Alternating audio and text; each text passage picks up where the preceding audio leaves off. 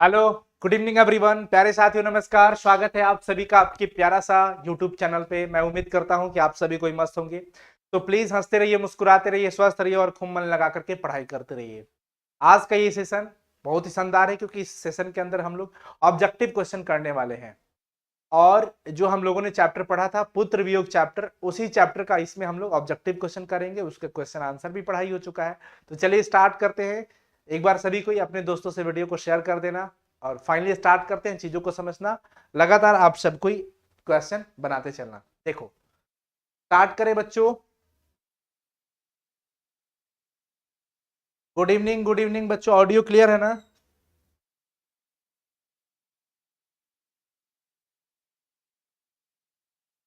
है ना?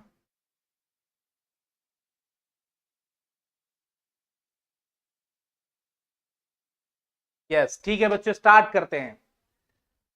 करते हैं सेशन को। चलो, तो सबसे पहला सवाल आपके सामने है। पुत्र वियोग शीर्षक जो कविता है, पुत्र वियोग जो शीर्षक कविता है, ये किसकी रचना है? सबसे पहले तो ये आपसे पूछेगा कि रचनाकार कौन है। सुभद्रा कुमारी चौहान की लिखित ये रचना है। तो आप यहां पे ध्यान रखेंगे, ऑप्शन बी सही हो जाएगा। पुत्र वियोग शीर्षक जो कविता है, ये सुभद्रा कुमारी चौहान की रचना है। सुभद्रा कुमारी चौहान स्वयं को असहाय क्यों कहती है? क्या कारण है? पिता के वियोग के कारण, या पुत्र के वियोग के कारण, या पति के वियोग के कारण? इनमें से कोई नहीं, बिल्कुल नहीं। सुभद्रा कुमारी चौहान का पुत्र का असामयिक निधन हो गया था, जिसके वजह से वो अपने पुत्र के वियोग में है, दुख में है, पुत्र के वियोग के कारण। तो यहां पर पुत्र वियोग हो जाएगा, ऑप्शन बी सही हो जाएगा। अगला सवाल है कि सुभद्रा कुमारी चौहान किस वर्ग की कवयित्री मानी जाती है? देखिए, सुभद्रा कुमारी जो चौहान है, भक्ति भाव से उनका जो भी आप लोगों ने उनकी जीवनी पढ़ी, उनके बारे में पढ़ा, आपको ये देखने को मिला कि वो कांग्रेस पार्टी की एमएलए रह चुकी हैं। पढ़ाई को अधूरा छोड़ करके असहयोग आंदोलन में कूद गई, मतलब उसमें भागीदारी ले ली। देश की आजादी के लिए बहुत सारे उन्होंने काम भी किया। तो वो, हम कह सकते हैं कि वो राष्ट्रीय भावधारा की, विचारधारा की, मतलब उस वर्ग की कवयित्री मानी जाएंगी। ठीक है ना? तो यहां पे ऑप्शन बी लगाना, राष्ट्रीय भावधारा की। उसके बाद सरोज स्मृति किनकी रचना है? सरोज स्मृति की बात करें, बहुत बच्चे तो ये सोचेंगे कि सुभद्रा कुमारी चौहान का चैप्टर चल रहा है तो उन्हीं की रचना होगी, पर ये चैप्टर, ये निराला जी की रचना है। किनकी रचना है बच्चों? निराला जी की रचना है। अच्छा, पुत्र वियोग जो कविता है, इस कविता में कोई बकवास बात नहीं, सिर्फ पढ़ाई अभी चल रहा है ना एकदम। इस कविता में कवयित्री का खिलौना क्या है? उनका पुत्र है, या उनका पति है, या उनकी बेटी है, या उनके पिताजी है? खिलौना, तो भाई खिलौना उनका पुत्र है। एक मां के लिए खिलौना उनका बेटा होता है। तो मां कहती है, कविता की सबसे पहली जो पंक्ति थी, आप लोगों ने पढ़ा होगा कि है उल्लास विश्व पर छाया, मेरा खोया हुआ खिलौना अब तक मेरे पास न आया। आज दिशाएं भी हंसती है उल्लास विश्व पर छाया, पर मेरा खोया हुआ खिलौना अब तक मेरे पास न आया। तो यहां खिलौना अपने पुत्र के लिए। अगला सवाल, सुभद्रा कुमारी चौहान का जन्म कहां पे हुआ था? उत्तर प्रदेश के वाराणसी शहर में हुआ था इनका जन्म। तो यहां पे ऑप्शन सही वाला क्या हो जाएगा साथियों? ऑप्शन ए हो जाएगा। बहुत बढ़िया, आप सबका लगा है ऑप्शन ए। ग्रेट ग्रेट बच्चों, ग्रेट। अगला सवाल है 7 नंबर। सुभद्रा कुमारी चौहान की जो बेटी थी, जो बेटी इनकी जीवनी लिख डाली है भाई, जीवनी लिख दी थी, उस बेटी का नाम क्या है? तो ये आप अगर वो वीडियो देखे होंगे ना, इससे पहले वाली क्वेश्चन आंसर वाली, जिसमें हम लोगों ने उनके बारे में पूरा पढ़ा था। सुधा चौहान उनकी बेटिया का नाम है, सुधा चौहान। ऑप्शन ए हो जाएगा। क्वेश्चन नंबर 7 का ऑप्शन ए हो जाएगा। अगला सवाल है कि सुभद्रा कुमारी चौहान के पति का नाम क्या था? देखिए, ठाकुर रामनाथ सिंह उनके पिताजी थे। ठाकुर रामनाथ सिंह उनके पिताजी थे। सुभद्रा कुमारी चौहान के पिताजी का नाम था ठाकुर रामनाथ सिंह। उनके पति का नाम था ठाकुर लक्ष्मण सिंह। तो ठाकुर लक्ष्मण सिंह, ध्यान रखना, ऑप्शन बी, क्योंकि पति का नाम पूछा है, पिता का नाम नहीं पूछा। अगला सवाल आपके सामने है कि सुभद्रा कुमारी चौहान की कौन सी कृति है इसमें? पद्मावती, काठ का सपना, सभा के खेल कि इरावती? क्या है कमेंट आपका, जल्दी से बता देंगे फटाफट से सारे बच्चे। वाह, बहुत बढ़िया।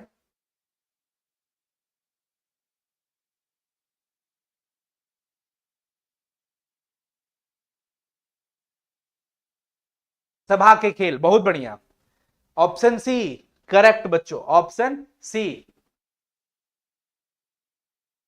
सभा के खेल लगा के निकलो आगे। गुलामी का नशा किनकी रचना है?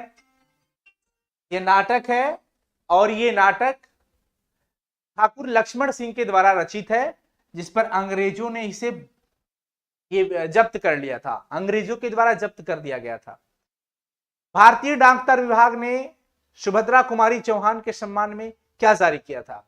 भारतीय डाक विभाग ने सुभद्रा कुमारी चौहान के सम्मान में डाक टिकट जारी करेगा। डाक विभाग रेलवे का टिकट थोड़ी जारी करेगा, बस का टिकट भी जारी नहीं करेगा, हवाई का टिकट भी जारी नहीं करेगा, वो टिकट जारी डाक टिकट करेगा।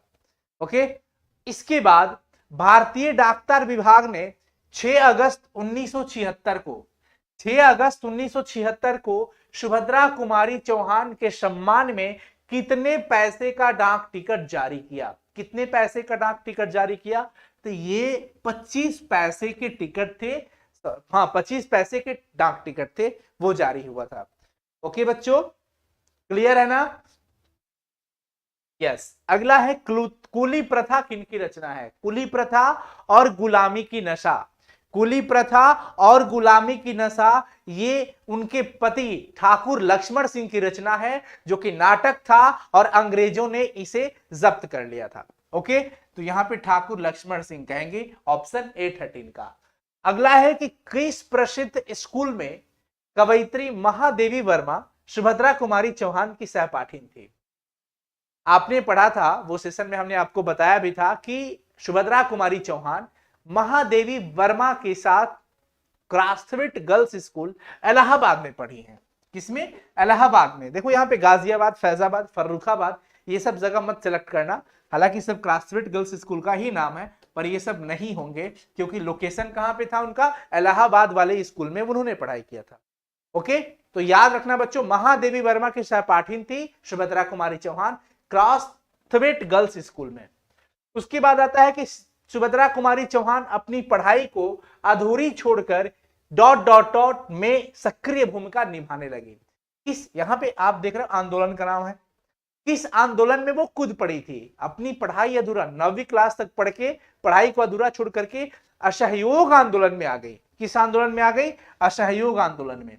दिल्ली चलो आंदोलन नहीं, भारत छोड़ो आंदोलन नहीं, देश में गरीबी दूर करने के लिए भी नहीं, पर देश को आजादी के लिए जो असहयोग आंदोलन चल रहा था उस आंदोलन में ये भाग ली थी। ओके, क्लियर है बच्चों? आगे बढ़ते हैं, हम आपके कमेंट भी यहां देखते जा रहे हैं, ध्यान रखना।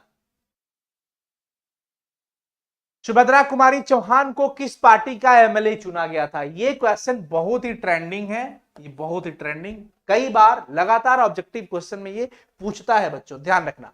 सुभद्रा कुमारी चौहान कांग्रेस पार्टी की एमएलए चुनी गई थी। किस पार्टी की? कांग्रेस पार्टी की एमएलए चुनी गई थी। ओके, अगला सवाल आता है, निम्नलिखित में से कौन सा संग्रह सुभद्रा कुमारी चौहान द्वारा रचित है? मुकुल। मुकुल जो है सुभद्रा कुमारी चौहान की एक संग्रह है, ध्यान रखना। 17 का सही जवाब क्या हो जाएगा? डी। अगला, काव्यांश में कवयित्री ने अपने असामयिक मृत पुत्र के लिए किस शब्द का प्रयोग नहीं किया है? ध्यान रखिए, काव्यांश के अंदर कवयित्री ने अपने मृत पुत्र, मरे हुए पुत्र के लिए किस शब्द का प्रयोग नहीं किया है? तो आपको यह देखने को मिलेगा कि उसके अंदर उन्होंने छौना शब्द का इस्तेमाल किया है, खिलौना का भी इस्तेमाल किया है, खोया धन का भी इस्तेमाल है, खोया हुआ धन का भी इस्तेमाल है, पर अनमोल रतन का इस्तेमाल नहीं है। तो यहां पर सही जवाब क्या लगा रहे हो बच्चों आप सभी? कोई ऑप्शन डी लगा रहे हो? डी लगा रहे हो, बहुत बढ़िया, ऑप्शन डी लगा रहे हो, बहुत ही अच्छा। आगे चले बच्चों, आगे चलते हैं। सुभद्रा कुमारी चौहान का जन्म कब हुआ था? 16 अगस्त 1904 को। 16 अगस्त 1904 को उनका जन्म हुआ था। उसके बाद है, इस कविता में कवयित्री के किसके लिए पत्थर को देवता मानकर पूजा की? वो कहती थी कि शीत न लग जाए, शीत न लग जाए, इसके वजह से वो अपने पुत्र को हमेशा गोद में रखती थी और पत्थर को भी देव बनाकर उसके लिए पूजा करती थी। कहीं दूध बतासे, कहीं नारियल चढ़ा करके पूजा करती थी अपने बच्चे के लिए, अपने पुत्र के लिए। तो यहां पर अपने पुत्र के लिए होगा, पुत्र के लिए। किसके लिए? पुत्र के लिए। क्वेश्चन समझ के ही लगाना, बड़ी बारीकी से ऑब्जेक्टिव क्वेश्चन दिए हैं आप सभी को, ताकि एक भी क्वेश्चन इस चैप्टर से छूटेगा नहीं। अगला है कि कवयित्री का जीवन सुना सुना क्यों हो गया है? क्यों उनके जीवन में सुना हो गया है? कि उनका पुत्र असमय मर गया है, उनका पति उससे बहुत दूर हो गया है, कवयित्री जेल चली गई है, या वो अपने से अलग थलग पड़ गई है? नहीं, उनके पुत्र के असामयिक निधन के वजह से। Option A. इसलिए वो कहती है कि जीवन हमारा अपने पुत्र के बिना सुना सुना हो गया है। एक मां को अपने बेटे के बिना मन को समझाना बहुत ही कठिन होता है। तो यहाँ पे ऑप्शन ए हो जाएगा। ओके बच्चों, अगला है, भारतीय डाक तार विभाग ने कब सुभद्रा कुमारी चौहान के सम्मान में 25 पैसे का डाक टिकट जारी किया था? कब डाक टिकट जारी किया था, ये बात बताएंगे आप सभी को।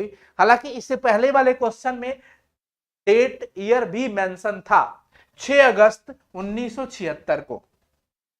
अगर मैं आपको दिखाना चाहूं तो मैं दिखा सकता हूं कि हाँ देखिए यहां पे 6 अगस्त 1976 को सुभद्रा कुमारी चौहान के सम्मान में 25 पैसे का डाक टिकट जारी किया था। तो 6 अगस्त 1976 ध्यान रखना है। ओके, अगला सवाल देखिए।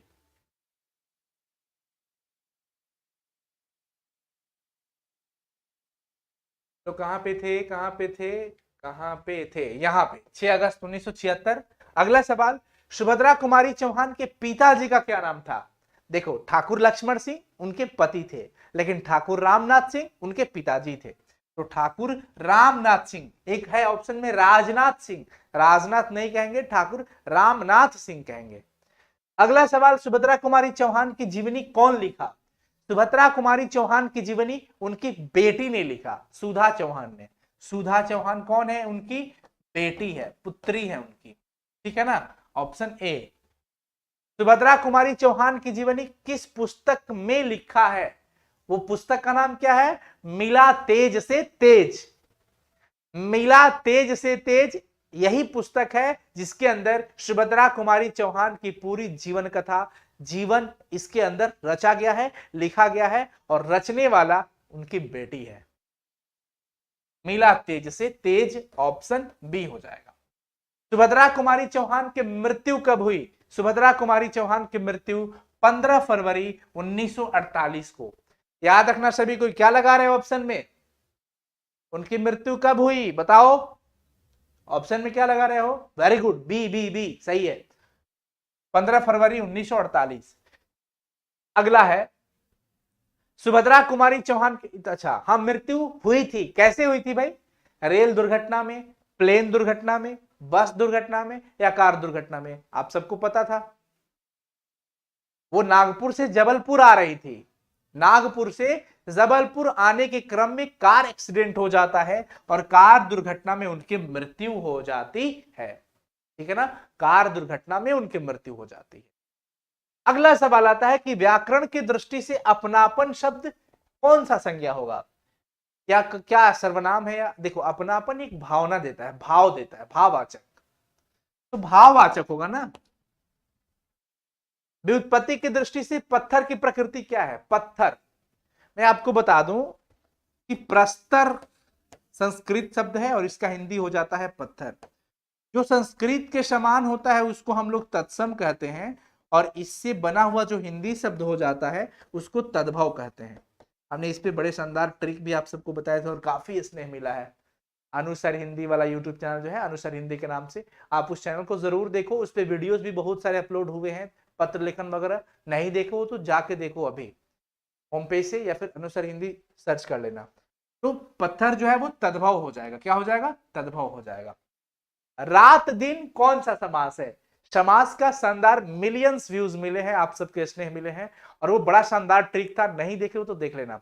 रात दिन एक शानदार जोड़ी है, दिन और रात या रात दिन, ये द्वंद्व समास होगा क्योंकि दो जोड़ी है इसमें, सीधा सा मतलब।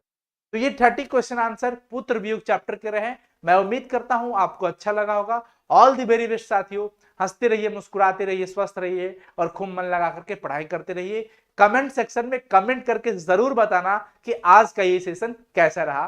Bye everyone, bye. कमेंट जरूर करना और तैयार रहना अगले सेशन के लिए, अगला वीडियो भी लेके जल्द आऊंगा। अगली क्लासेस के लिए तैयार रहना। Bye, all the very best, good night everyone.